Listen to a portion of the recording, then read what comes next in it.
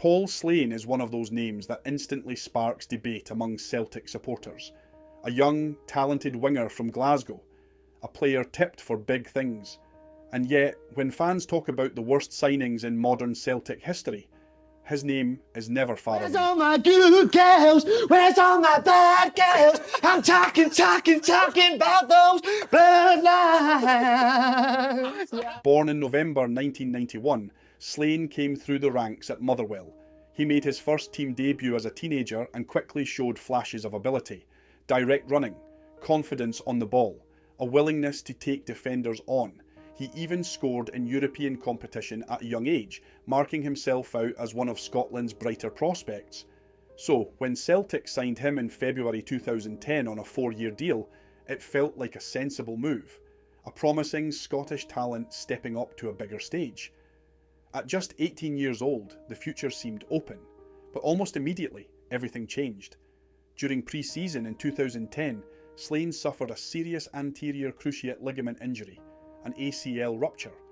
The kind of injury that doesn't just sideline you, it reshapes careers. He missed the entire 2010-11 season, a crucial year of development at one of the biggest clubs in the country. By the time he returned, the momentum was gone. Managers had changed. Competition for places was fierce. Breaking through became far harder than anyone anticipated. In total, Paul Slane made just one competitive first-team appearance for Celtic. One. Loan spells at Milton Keynes Dons and later Partick Thistle failed to revive his progress. Game time was limited. Consistency never came. The early promise slowly faded. By January 2013, Celtic released him. When supporters reflect on signings that simply didn't work out, Slane is often mentioned alongside Simon Ferry, Willo Flood and Shane Duffy, players whose spells at Celtic never lived up to expectation or hype. But what truly cemented Slane's place in modern Celtic folklore came after his departure. In 2013, shortly following his release, Slane travelled to Amsterdam with friends. Photos from that trip spread rapidly online and across tabloids. At first, he denied their authenticity. Later, he admitted they were real. He has since spoken openly about that period of his life, about blowing a significant portion of his Celtic payoff on nights out, gambling, and the now infamous Amsterdam trip. Money that had reportedly been intended for a hip operation was instead spent recklessly. For many fans, that episode overshadowed everything else. It fed into a narrative of wasted talent, a career derailed not only by injury, but by poor decisions and lack of discipline. After Celtic, Slane had spells with Ayr United and Clyde, but his professional playing career never regained momentum. By his mid-20s, his time in senior football was effectively over, and yet, in an unexpected twist, Paul Slane found a second act in football. Through the open goal platform, particularly keeping the ball on the ground, he reinvented himself as a media personality.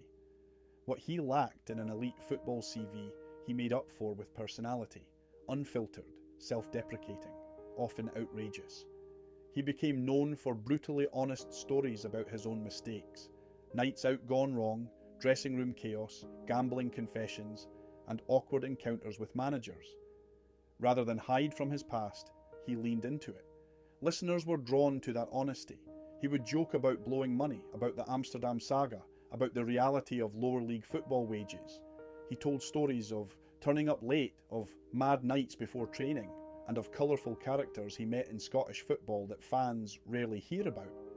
That mix of humour and raw honesty helped build a loyal following. Open Goal grew rapidly, picking up sponsorships, live shows and awards. Slane, alongside former professionals like Simon Ferry and others, became a recognisable voice in Scottish football media.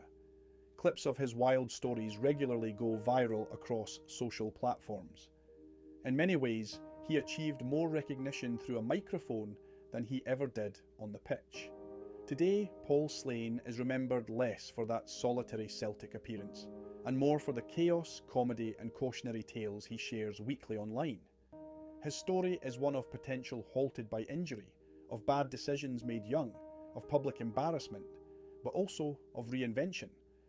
Whether you see him as one of Celtic's worst signings, or simply one of its biggest what-ifs, there's no denying this.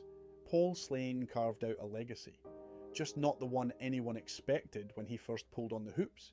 Honestly, genuinely, I would love to be able to, especially with the ladies here, I would love to be able to say I'm a hard man and can fight. I can't fight at all. I don't even actually know how to fight. It's crazy. In school, a boy tried to say about me, and all I did, Faddy, was kick him, right? Just kick him. And a wee fat guy at the backside went, is that not getting any horns? I didn't.